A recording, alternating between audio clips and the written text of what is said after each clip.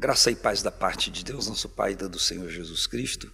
Que grande privilégio estar com você nesse dia 25 de dezembro, quarta-feira, dia que mundialmente e no nosso país de uma forma acentuada se celebra o Natal. E quando pensamos em Natal, é claro que a nossa atenção, nossa mente volta para o nascimento de Jesus, e nesse mês de dezembro nós estamos estudando dois personagens que têm muito a ver com Jesus, que é José e Maria. Enfim, e eu estou aqui enquanto você está aí com a sua família, quem sabe comendo um Chester ou alguma coisa parecida.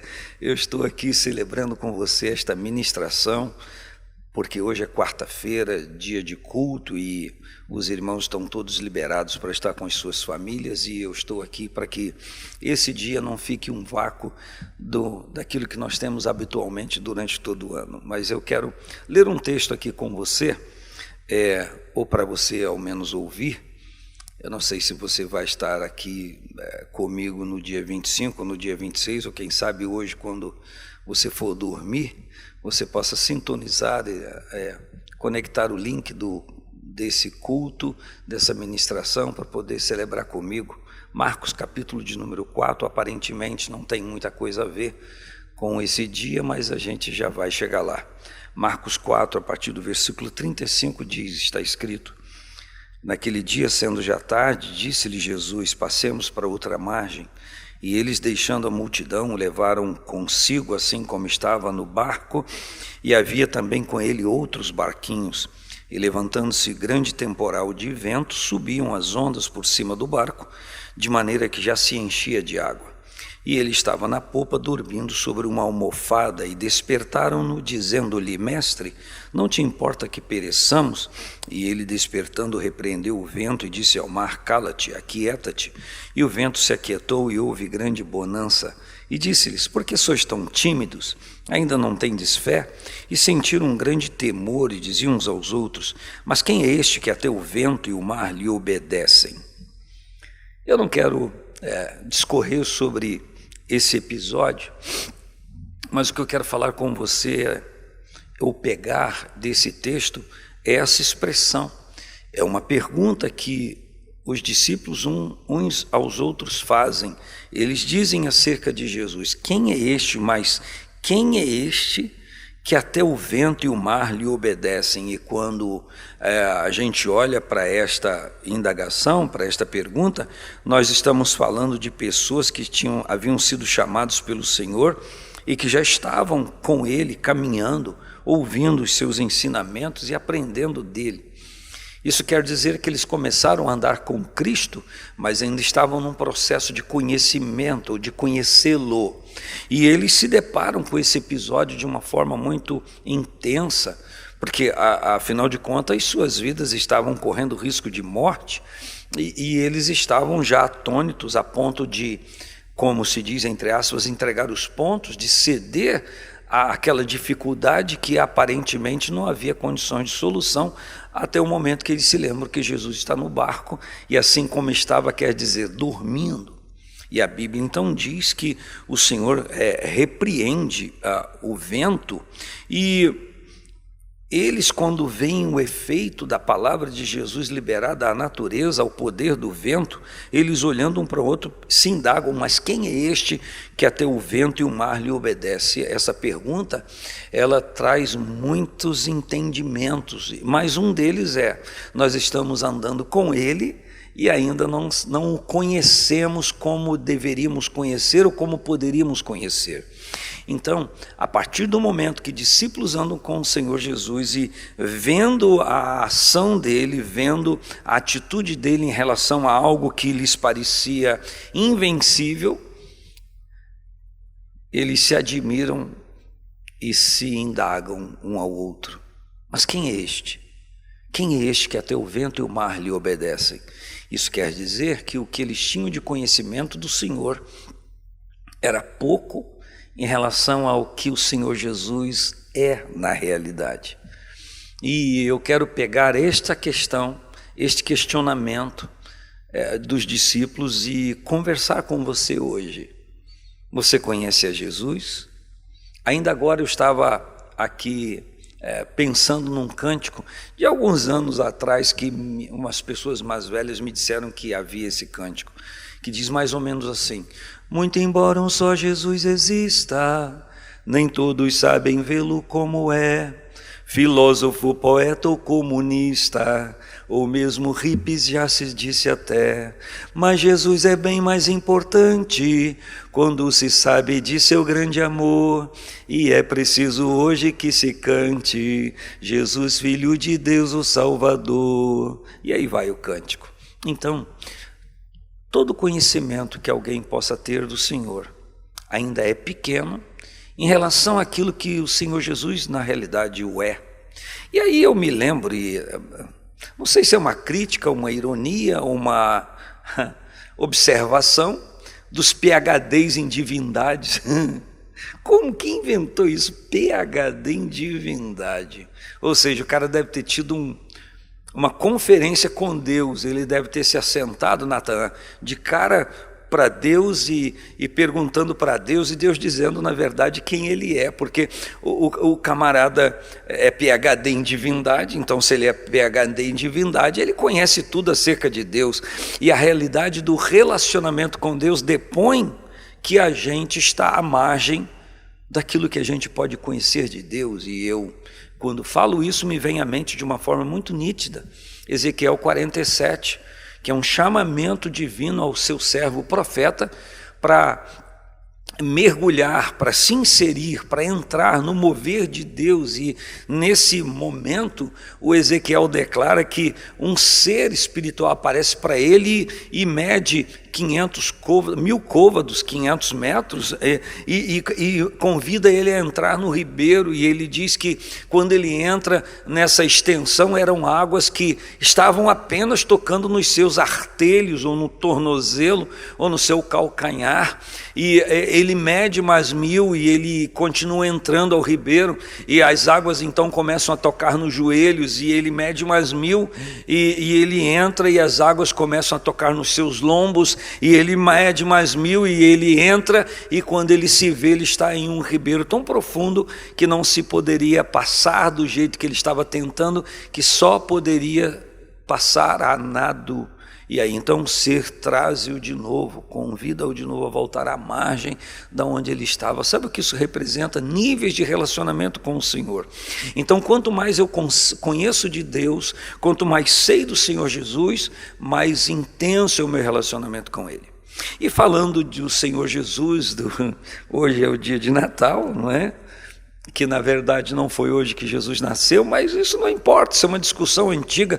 O que importa é nós sabermos que ele se humanizou, que ele se encarnou, veio para ser reconhecido como Emanuel, Deus conosco, mostrar a glória de Deus. E essa amostragem foi tão certeira que João, no capítulo 1, versículo 14, declara uma visão dos discípulos. Ele diz, conjuntamente com o entendimento dos discípulos, de todos os discípulos, ele diz: vimos a sua glória como a glória do unigênito do Pai, cheio de graça e de verdade, porque assim o foi a manifestação do Senhor Jesus. E eu quero ousar a você dizendo que assim o é, que assim é a manifestação do Senhor Jesus. Então esse Senhor Jesus, que o anjo apareceu para Maria dizendo que ela engravidaria, que ela geraria o Filho de Deus, e ele seria conhecido como Jesus, porque ele salvaria o seu povo dos seus pecados. E a palavra então declara que ele recebe esse nome de Jesus Cristo, que também é conhecido no grego como Christos, e conhecido no hebraico como Machia,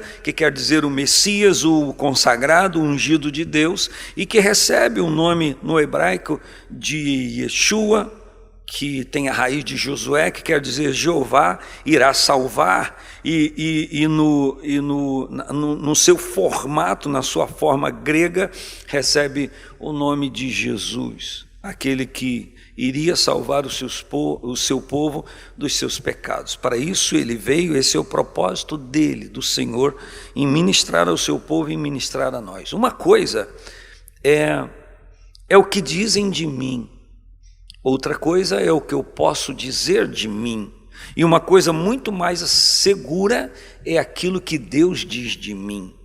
Então, pensando no Senhor Jesus, no seu tempo, dizia-se muitas coisas acerca dele. O tempo foi passando e começaram a ter um entendimento mais aprimorado dele. E por que não dizer hoje, quase 2000 anos da sua morte e ressurreição, ainda muitas pessoas têm entendimento deturpado de quem seja o Senhor Jesus, de quem é o Senhor Jesus, e muitas pessoas têm um entendimento muito assertivo, muito próximo daquilo que é a realidade. Por que eu digo que hoje no Natal, em que se comemora o Natal, muitas pessoas têm uma ideia errada do Senhor Jesus? Eu vou lhe dizer por quê. Talvez isso lhe choque. Muitas pessoas têm ideia errada, pensamento, entendimento errado, quem é o Senhor Jesus, pela forma como comemora o Natal. Tem um monte de gente hoje embriagada, de pileque, rastejando, me permita, vomitando, com problemas intestinais, de tanto que comeram, de tanto que beberam. Essa pessoa tem entendimento de quem é Jesus? Essa pessoa tem entendimento, compreensão do que é o Natal? Eu digo não tem. Ela está vivendo algo para ela, está vivendo algo para si própria. Esta pessoa não tem entendimento. Quem tem entendimento do que é realmente o Natal, a aparição, a manifestação de Cristo na carne, viveu esse dia celebrando graciosamente a Ele. Pode ter se alimentado, assentado a uma mesa preparada de uma forma diferenciada junto com a família. Pode ter sorrido, pode ter vivido um dia feliz, alegre, diferenciado também, mas quem sabe, quem tem entendimento de quem é o Senhor Jesus e da sua obra, não apenas de quem seja o Senhor Jesus, da sua manifestação, mas o que Ele veio fazer. Isso está ligado, é intrínseco. Quem é Jesus está ligado com o que Ele veio fazer. Então, se uma pessoa passou todo esse dia, toda a sua vida, todo o ano 2024, sem louvar ao Senhor Jesus a cada dia, na verdade ele não sabe quem é Jesus. Ele está distante de conhecer o Senhor Jesus. E de uma forma acentuada negativa, volto a dizer, quem está agora trêbado, quem está agora embriagado com as coisas da vida, não somente com o álcool, com a bebida ou qualquer outra coisa pior ainda. Enfim, mas quem de uma forma sensitiva rompeu esse dia, celebrando ao Senhor Jesus, agradecendo a Deus por sua manifestação e pelo plano de salvação, essa pessoa está com um conhecimento mais aprimorado de quem seja o Senhor Jesus. Por certo, as famílias que celebram ao Senhor no templo durante todo o ano, sim, se uniram desde ontem, hoje, para dar graças a Deus por esse dia tão nobre, por esse momento tão especial. Mas quem sequer deu parabéns ao aniversariante, celebrou a sua vida e a sua obra, está muito distante de saber quem é Jesus e a sua obra. Quando nós vamos às Escrituras, no episódio de Jesus com Zaqueu, ele diz às pessoas que não sabiam da sua missão, ele diz: o Filho do Homem veio buscar e salvar o que se havia perdido. Quando João escreve acerca dele na primeira epístola, ele diz que para isso se manifestou o Filho de Deus, para desfazer as obras do diabo. Ele próprio, Jesus, falando da sua missão, em João 10:10, ele diz que o ladrão, personificando o diabo, vem senão a roubar, matar e destruir. Ele diz: mas eu vim para que tenham vida e a tenham com abundância. Então, se havia alguém que estava entendendo, sabendo da sua missão, era o Senhor Jesus naquele momento, a ponto de, quando ele está no jardim do Getsemane, há minutos, há horas de render a sua vida, de ser aprisionado, açoitado, julgado injustamente, crucificado, morto, ressuscitar, quando ele está nesse momento no Getsemane, vivendo, sentindo a dor daquilo que seria uma separação, um bloqueio, uma pausa da comunhão incessante com os céus, com o Senhor, por causa da sua paixão, por causa da sua morte, por causa daquele momento em que ele renderia o seu espírito a Deus e seria quebrantado por conta dos nossos pecados, ele diz ao Senhor: Deus, passa de mim esse cálice, se possível, todavia não se faça a minha vontade, mas a sua vontade. Então Jesus está totalmente consciente no momento de dor da sua missão, do propósito da sua humanização. Muitos de nós, acerca de nós próprios, nos equivocamos na vida, acerca de o propósito da nossa vida, nos vários episódios e momentos da nossa vida, nos vários estágios, um estágio de, positivo na mente de algumas pessoas. Nossa, eu estou produzindo, o que eu estou fazendo está rendendo, eu estou colhendo os frutos, eu estou abastado, eu tenho isso, eu tenho aquilo, eu possuo aquilo que eu possa possuir. Existem muitas pessoas que perdem a sua verdadeira identidade nesse momento, como também no outro extremo, quando há insuficiência. Algumas pessoas perdem a sua identidade por causa da lamúria, da murmuração. Esquecem daquilo que declaram nos momentos de equilíbrio, que se alguém está em Cristo é nova criatura, as coisas velhas passaram, tudo se fez novo, o Senhor é o meu pastor, eu não terei falta de coisa alguma, o meu Deus segundo as suas riquezas suprirá todas as minhas necessidades em glória por Cristo Jesus. Como é que foi a sua mesa de Natal, já que todo mundo se importa tanto com isso? Ou a maioria se importa tanto com isso? Como é que foi a mesa, o que tinha a mesa, a qualidade da mesa, o que tinha para comer? Foi diferente do ano passado? Foi melhor? Foi pior? Qual é a diferença para você? Então, a maneira como eu olho esse tempo identifica o meu nível de conhecimento do Senhor Jesus e da obra que Ele veio fazer. Então, quando eu vou às Escrituras, eu vejo muitas pessoas com um conceito acerca de Jesus. João Batista disse: Ele é o Cordeiro de Deus que tira o pecado do mundo. Quando nós vamos às Escrituras, a gente vê os samaritanos declarando em João 4 que Ele era o Salvador do mundo. No capítulo 20 de João, Maria Madalena diz: Ele é o meu Senhor. Ainda no capítulo 20, versículo 28, Tomé diz: Senhor meu e Deus meu. A gente abre as Escrituras em Colossenses 1:27, e Paulo diz que Ele é aquele no qual tudo subsiste. Quando abrimos a Escritura em Hebreus 7, versículo 26, o escritor diz que Ele é o sumo sacerdote, que Ele é o santo, Ele é o inculpável, Ele é sem mácula, Ele é mais alto que os céus. Quando nós lemos Hebreus 1:3, a Bíblia diz que Ele é o resplendor da glória de Deus e a expressão exata do seu ser. Incrível, até os demônios testemunharam do Senhor.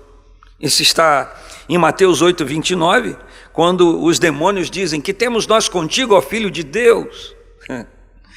Em Apocalipse 19, versículo 16, os seres celestiais que lá estão descritos dizem que Ele é o Rei dos reis e o Senhor dos senhores.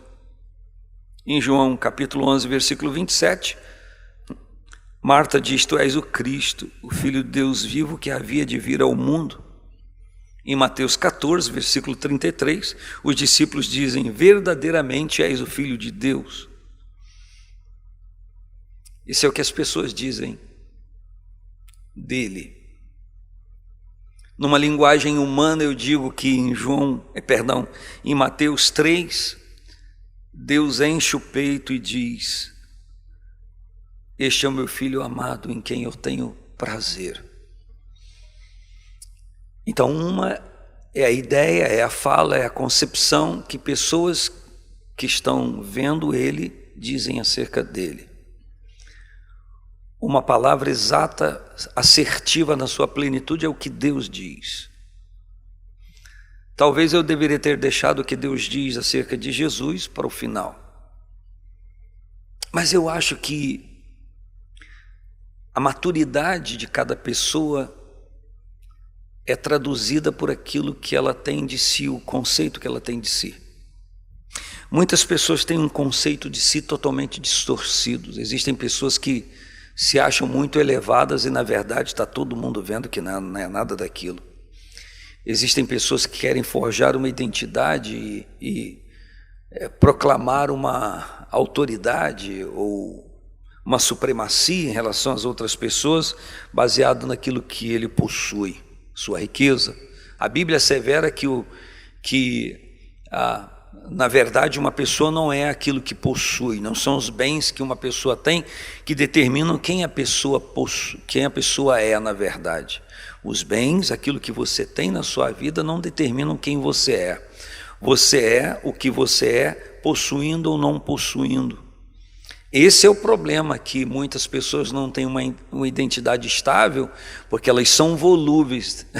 Se ela está bem, por exemplo, chegou no final do ano, já olha na reunião de família com o nariz empinado por cima de todo mundo. Sou maior que todo mundo. E se o ano não foi bom, tem frustração e não deu certo, abaixa a cabeça e se acha miserável e ridicularizado, porque pensa que todo mundo pensa como ele pensa. Que o que funciona na vida, o que realmente nos atribui um senso de valoração, é aquilo que alguém possui. A Bíblia já diz que a vida de alguém não consiste nos bens que possui. Então esse entendimento é um entendimento deturpado. Mas já que algumas pessoas dizem isso e isso acerca de Jesus, e o próprio Pai depõe, ele é o meu filho amado em quem eu tenho prazer, eu gostaria de falar a você o que Jesus diz dele próprio. Na verdade, o que eu penso de mim, o que eu conheço de mim, é sim o que importa para mim. Porque se eu penso, se eu esculpo de mim uma identidade defeituosa, eu estou com problemas. Por isso que eu digo que o que importa é o que eu sei de mim, o que eu assimilo de mim. E se eu tenho uma autoimagem distorcida, ela que foi construída durante a minha vida, desde o momento em que eu nasci, ou fui gerado ao momento que eu vim à luz neste mundo, e os episódios da minha vida, isso pode deturpar quem eu realmente seja. Porque dependendo da vida como alguém foi criado, da maneira como alguém foi criado, ela traz uma imagem de si. E essa imagem ela pode ser deturpada pela autoestima ou pela baixa autoestima. E dependendo como eu olho a vida, as coisas e me olho no espelho da vida, eu posso igualmente ter uma imagem deturpada de mim. Mas eu quero lhe dizer que embora muitas pessoas possam ter uma imagem deturpada do Senhor Jesus, ele nunca teve uma imagem deturpada de si. Ele sempre teve uma imagem exata de quem ele é e do seu papel aqui na terra. Então a maneira como eu, Ednei, você, fulano, ciclano, lida com as pessoas e com as coisas que lhe vêm à mão, determina exatamente quem você é. A partir do momento que eu compreendo uma missão, um propósito para a minha vida, isso faz com que eu me chegue, me aproxime, você se aproxime de quem nós realmente somos, porque se eu tenho uma imagem distorcida de mim, eu tenho uma compreensão distorcida de quem eu sou, eu vou ter uma imagem distorcida, eu vou agir de uma forma diferente, distante daquilo que é o propósito de Deus para mim. Deu para entender? Eu também estou tentando entender o que eu falei. Mas vamos lá, vamos à Bíblia, para a gente ouvir da boca de Jesus o que ele diz de si, o que ele pensa de si, e o que ele pensa de si não é uma utopia, ele não está doido, não, ele sabe muito bem quem ele é e o papel que ele veio fazer, por isso ele levou a cabo aquilo que ele tinha que cumprir. Vamos lá, vamos às Escrituras. Pode ser até para você um mini estudo bíblico, mas talvez traga um entendimento mais acentuado do que a gente precisa compreender acerca do Natal. Em João 8,58, ele diz: antes que Abraão existisse, eu sou. Então Jesus tem uma ideia da sua eternidade. Ele tem uma compreensão acerca dele, não quando ele está dentro de um corpo físico como eu e você, que segundo Filipenses 2, ele se humilhou a si mesmo, tomando a forma de servo e achado na forma de um homem, se humilhou até a morte, morte de cruz, pelo que Deus o exaltou soberanamente, que lhe deu um nome que é sobre todo nome, para que ao nome de Jesus todo ser que está no céu, na terra, embaixo da terra se dobre e toda língua confesse que ele é o Senhor, para a glória de Deus Pai. Então a forma como ele interage com a sua soberania, com o seu senhorio, glorifica a Deus. Eu e você precisamos entender que a forma como a gente age com as coisas que nos vêm à mão, as oportunidades da vida, elas glorificam ou não a Deus. E a pergunta para mim é: Ednei, você está glorificando a Deus com o entendimento de quem você é e a forma como você desempenha aquilo que você entende ser? Que difícil, nós precisamos do Espírito Santo para nos trazer esse equilíbrio. E Jesus estava cheio. Eita, maravilha! Pois bem, em João 4, 25 e 26, ele assume a identidade do Messias junto à mulher no tanque ou no poço de Jacó. Em João 18, versículos 5 e 6, ele pergunta quando aqueles que vieram prender, ele pergunta a essas pessoas: a quem buscais? Eles dizem: a Jesus o Nazareno. Ele diz: sou eu. Então ele se identifica como Jesus de Nazaré, uma linguagem que situa inclusive onde ele mora. Em João 13, a Bíblia diz que Jesus diz: eu sou o Senhor e mestre de vocês. Em João capítulo 3 e no João capítulo 8, ele diz: eu sou de cima, vocês são de baixo. Ele declara sua identidade celestial. Em João 13:16, ele diz: eu sou o enviado, eu fui enviado a vocês. Em João 10:30, 14, 10, 17, 22, ele diz: eu e Pai somos um, eu sou igual ao Pai. Eu estou aqui trazendo a cara, a imagem do Deus invisível para vocês entenderem como Ele é. Em João 3, em João 8, em João 12 e João 9 também ele diz: eu sou a luz do mundo. Inclusive, numa dessas citações, ele diz: quem me segue não andará em trevas, mas terá a luz da vida. Em João 10 ele diz: eu sou a porta das ovelhas. Em João 14 ele diz: eu sou o caminho, a verdade e a vida, e ninguém vem ao Pai se não for por mim. Em João 10, 11, 14 ele diz: eu sou o bom pastor. Ele diz: o bom pastor dá a sua vida por suas ovelhas. Em João 11, 25 ele diz: eu sou a ressurreição e a vida. Em João 6, no versículo 35 e no 48 ele diz: eu sou o pão da vida. Olha a imagem que ele tem de si, olha o que ele sabe dele. Em João 6,51 ele diz: eu sou o pão vivo que desceu do céu. Em João 10,38 ele diz: eu sou o doador da vida eterna. Em João 15,1 ele diz: eu sou a videira verdadeira, vocês são as varas, dizendo aos discípulos: meu pai é o viticultor. E ele diz: toda vara que está em mim, que dá fruto, meu pai limpa, para que dê mais fruto, mas aquela que não dá fruto ele corta. Em João 5, em João 10 ele diz: eu sou filho de Deus, eu sou produto e ideia de Deus, eu estou aqui para cumprir uma missão em nome dele, em nome do Pai. E em Marcos 14, no versículo 61 e 62, os discípulos dizem: tu és o Cristo, Filho de Deus bendito. E ele diz: sim, eu sou o Cristo, o Filho do Deus bendito. Mas na revelação que João tem, no capítulo 1, versículo 18, no versículo 8 está escrito que ele é o Senhor, o Todo-Poderoso, o Alfa e o Ômega. Quando ele diz: eu sou o Alfa e o Ômega, Jesus está dizendo: nada existe fora de mim. Eu sou o princípio e eu sou o fim de todas as coisas. Qualquer coisa que exista estão compreendidas em mim. Olha a ideia que Jesus, olha o entendimento que ele tem de si próprio, mas de uma forma muito achegada. Em João 15:15 ele diz: o servo não sabe o que faz o seu senhor, por isso eu vos tenho chamado de amigos, porque o amigo tudo conta ao seu amigo. Ele está se colocando como aquele que revela a glória de Deus, não só naquilo que ele fala, mas muito mais na maneira como ele vive. Agora, há uma fala que eu acho muito interessante.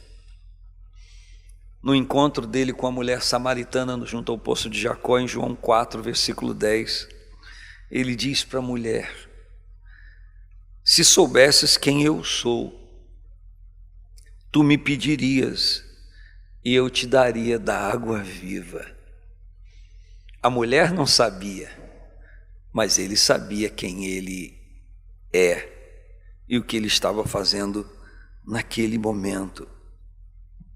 e de uma forma muito transbordante.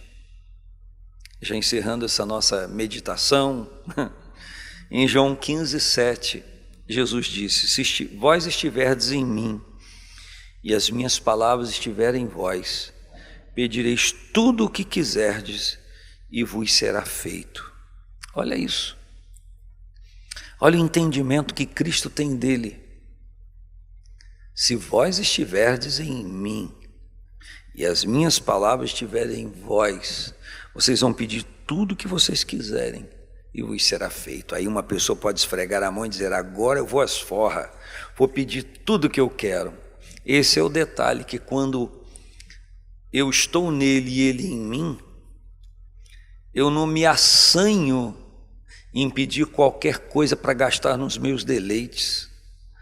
Eu não me assanho em pedir mal, porque o meu relacionamento com ele me leva a viver da maneira como ele quer que eu viva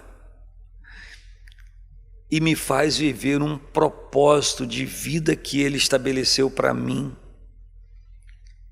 E o viver o propósito de vida que ele estabeleceu para mim não só agrada a ele, mas agrada a mim, porque é um nível de satisfação que não se encontra nas coisas, não se encontra no dinheiro, no crédito que alguém tem, naquilo que eu possa gastar. É um nível de satisfação que primeiro toca a minha vida espiritual e vem recaindo, atingindo, abrangendo minhas emoções, meus sentimentos, minhas vontades, prazeres, satisfações, e alcança o meu corpo. Então, entender do Natal, viver do Natal, celebrar o Natal, o aniversariante, Cristo, é uma sensibilidade muito aguçada de caminhar com Ele, de não apenas presentes para dar e receber. Está muito longe disso. Porque se o aniversário é dele, por que você dá presente a outras pessoas? Ah, lá vem o cara antiquado. Não, eu recebo presente final de ano. Você quer me dar? Fica tranquilo, pode passar lá na concessionária, deixar pago o carro zero que eu vou lá pegar, sem problema.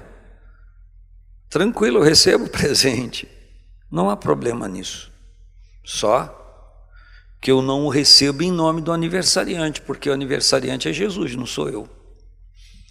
A não ser que você nasceu no dia 25 de dezembro, no dia 24, fique à vontade. Mas e aí? E ele, o aniversariante, por conta dele que se comemora o Natal de uma forma universal? Qual é o presente que ele tem recebido das pessoas? Ele não precisa de bens materiais porque tudo é dele. Então aí vem a sensibilidade de saber quem é ele por aquilo que ele veio fazer. Ele veio buscar e salvar o que se havia perdido. Muito bem, se eu continuo perdido, então o mérito da obra dele não foi alcançado em mim, porque eu continuo retendo a minha vida e não entrego a minha vida a ele. Mas se eu digo: Jesus Cristo, eu compreendo a tua obra, reconheço como verdadeira, verídica, e que o alcance dela tocou a minha vida, eu te reconheço como meu Salvador e Senhor, eu entrego a minha vida, os cursos da minha vida ao teu senhorio, para ser dirigido pelo Senhor por tua palavra. Então eu entendi o sentido do Natal, e sim, eu estou dando a Jesus o maior presente, ou o presente pelo qual ele se humanizou, que é a minha própria vida, a minha própria existência. Do contrário, dependendo de como uma pessoa esteja agora, está equidistante de estar dando algum presente ou reconhecendo que seja Natal. Natal não é reconhecido e não é uma verdade pelo presente que eu dou às pessoas ou até uma oferta na casa de Deus, nada a ver. Natal, ele é reconhecido na minha vida pela forma como eu me entrego ao senhorio de Cristo, me humilho diante da sua potente mão e sou encaminhado por sua direção, por sua orientação. Que isso seja uma verdade para todos nós. Que isso seja algo verdadeiro e verídico para todos nós. E nesse exato momento, você pode estar aí, no estado em que esteja, que você pode agora dizer para ele, o aniversariante: Senhor Jesus, eu reconheço a tua autoridade, eu reconheço a tua soberania, eu reconheço quem o Senhor é e a sua missão, e eu vou provar para o Senhor, ou começar a provar que eu reconheço, entregando a minha vida ao Senhor, porque se você não entregou, esse seu panetone, esse seu chester ou essa sua bebida pode ter um valor negativo para você, mas para o céu não tem nenhum valor, ao contrário. Você pode estar tomando um chá, você pode estar comendo um franguinho, uma coxa, um arroz com feijão, fritando um ovo, mas se você diz: Senhor Jesus, eu estou hoje comemorando o teu aniversário e eu quero comemorar todos os dias da minha vida o teu aniversário e a tua vida em mim, então você está começando a compreender o verdadeiro sentido daquilo que se chama Natal. Do contrário, você está muito distante da realidade espiritual e talvez você deveria perguntar, como os discípulos perguntaram um ao outro: mas quem é este que até o vento e o mar lhe obedecem? Eles estão dizendo: a gente ainda não o conhece. Então, o admitir alguém que não o conheça é a porta aberta do conhecimento. Quando eu digo eu não o conheço, eu estou dizendo: eu gostaria de conhecer, eu gostaria de me envolver com o Senhor. Que esta simples meditação, discorrendo sobre alguns eventos bíblicos e algumas oportunidades, nos leve a entender e a nos despertar para conhecermos mais a Ele. Jesus não brinca de esconde-esconde com ninguém. Ele é alguém que quer se revelar. E Ele mostrou isso de uma forma tão clara, quando Ele se humanizou e veio mostrar aos homens a glória de Deus. Veio mostrar a sua própria glória, a manifestação do seu poder para os homens, para que eles pudessem, escrevendo, nos contar dessa manifestação e, no mínimo, aguçar a nós uma vontade de igualmente nos envolvermos com Ele. Bem-vindo à realidade. Nesse dia de Natal, 1º de janeiro a 31 de dezembro, qualquer dia, todo dia, Ele é aniversariante, Ele é digno de glória, Ele é digno de louvor, Ele é digno de adoração e quer que você o reconheça para que Ele possa fazer parte de uma forma muito presencial na sua vida, na vida da sua família.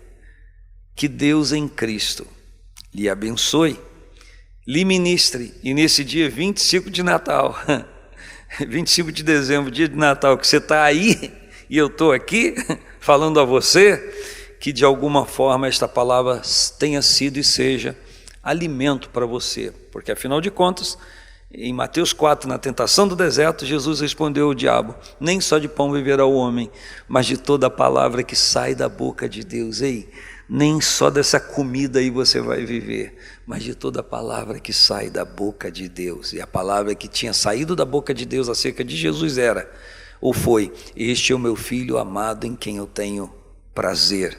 Será que exatamente agora o Senhor pode dizer isso de você? Ele diz isso ao seu respeito, pela forma como você pensa, fala e age. Este é o meu filho amado em quem eu tenho prazer. Um grande abraço, Deus abençoe, paz do Senhor Jesus.